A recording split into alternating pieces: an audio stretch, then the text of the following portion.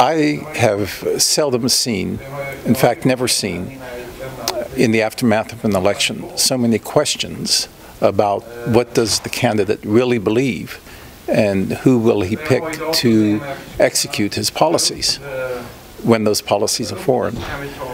The statements that were made by Donald Trump as candidate Trump were heavily criticized by virtually all of the established Republican foreign and defense policy experts, including many of the top officials of the previous Republican administration of George W. Bush. And those criticisms were very severe, very sharp, because of the candidates' statements, many of which were erroneous and just showed a lack of interest, a lack of knowledge of foreign affairs. So there were a lot of question marks now.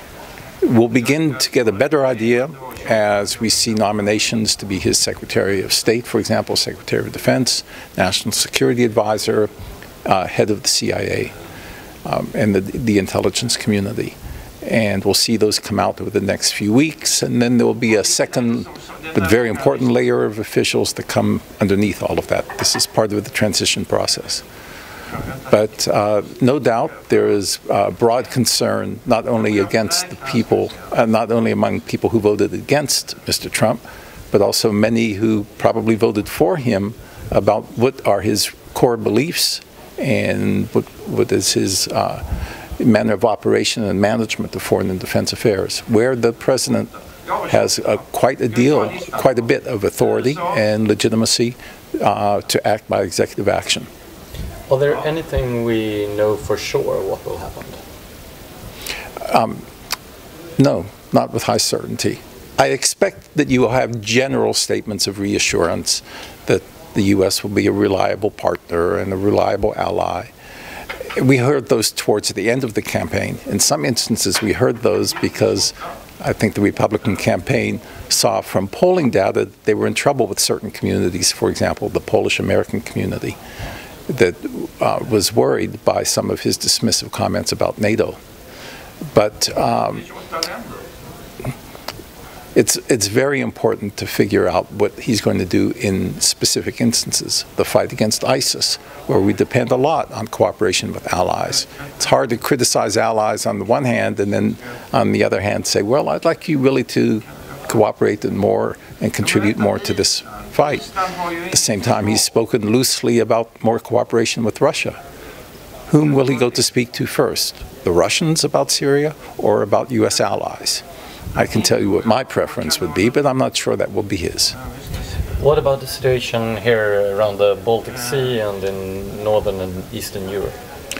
Well, his statements during the campaign that called into question the solidity of the U.S. commitment under Article 5, the collective defense provision of the NATO treaty, has already done, I think, some damage to U.S. credibility.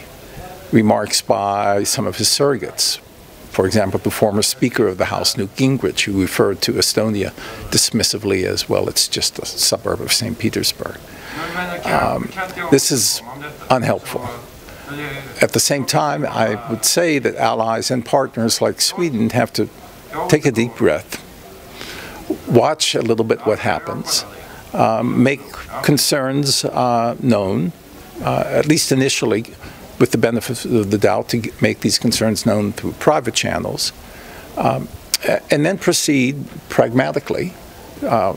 And I think over time, you will find that the NATO alliance will remain pretty strong, and that the U.S., at least the historical record has been that sometimes even in periods of doubt, the U.S. comes back to basics. And one of the basics will be the importance of the NATO alliance, and I think increasingly the importance of close partners like Sweden, like also your Finland, your neighbor Finland. What can we expect from Russia in the near future? Personally, I'm a little bit gloomy when I look at the record of Russian behavior even before the invasion of eastern Ukraine and the annexation of Crimea, when I look at their actions in Syria, when I look at some of their nuclear saber rattling and intimidation, as recently as 10 days ago when a Russian senior parliamentarian threatened Norway to become a strategic target, meaning a nuclear target, because they've decided to accept a rotational contingent of 300 Marines. Really now.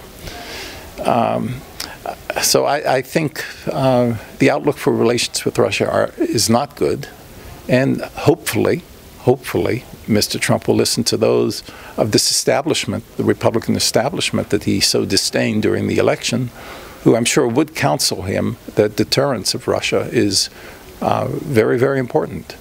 Dialogue, yes, but unfortunately, given Mr. Putin's policies of late, deterrence is going to figure much larger I think, in the NATO equation. What's the worst case scenario?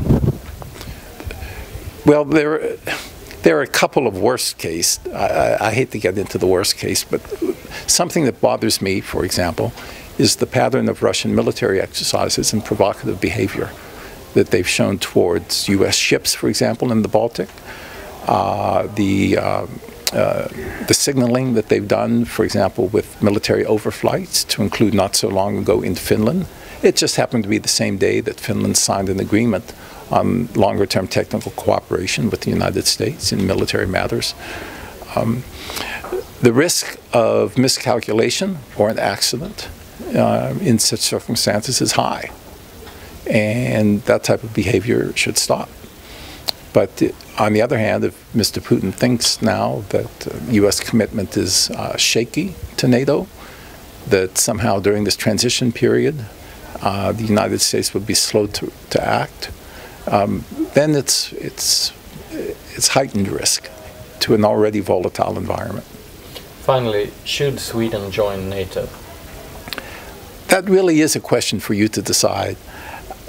What I would observe is that in the debate that I've heard in Sweden, there's perhaps a bit too much emphasis on things like, well, what if we go to war? NATO is a very important tool of deterrence, of avoiding war, of avoiding conflict. And if you as a country will be affected, and you will be, what NATO decides, sometimes you might consider it may be better to have a voice within the alliance rather than be an observer outside the alliance.